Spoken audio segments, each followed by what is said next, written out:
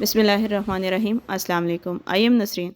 आज हम डिस्कस करते हैं हमारे रेगुलरली डिशेस में इस्तेमाल होने वाले लहसुन के फ़वाइद के बारे में।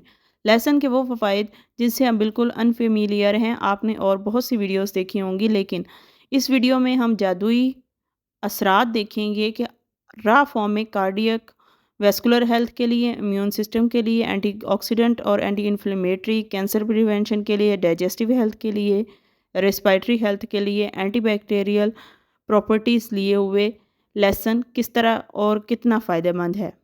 सबसे पहले हम डिस्कस करते हैं कि ये किस तरह कार्डियोवैस्कुलर हेल्थ के लिए बेनिफिट्स है। गार्लिक जो होती है वो लोअर कोलेस्ट्रॉल को लोअर करती है और ट्राइग्लिसराइड को ख़त्म करती है और हार्ट डिजीज़ के रिस्क को ख़त्म करती है। चूँकि ये ब्लड प्रेशर के कोलेस्ट्रॉल को कम करती है, ट्राइग्लिसराइड को ख़त्म करती है, तो किसी भी किस्म के हार्ट अटैक होने के ख़तरात को ख़त्म करती है। इसलिए हमें चाहिए कि रोज़ाना की बुनियाद पर रॉ गार्लिक इस्तेमाल करते हैं। इम्यून सिस्टम में गार्लिक इस तरह हेल्प करता है कि इसमें एक गार्लिक एक्टिव कंपाउंड होता है जिसे एलिसन कहते हैं।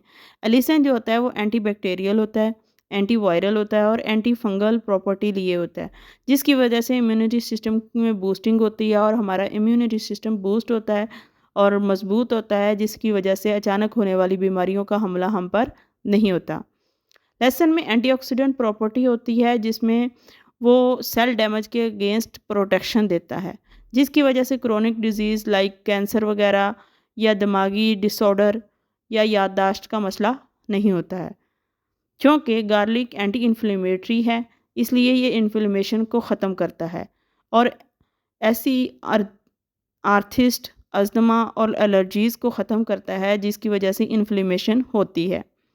गार्लिक में जो कंपाउंड एलिसन होता है वो एंटी कैंसर प्रॉपर्टी लिए होता है, मतलब ये डैमेज सेल्स को कम करता है और स्टमक और कोलेस्ट्रॉल कैंसर जो होते हैं या कोलेस्ट्रॉल की वजह से या स्टमक की वजह से किसी भी किस्म के होने वाले कैंसर से बचाने में मदद करता है।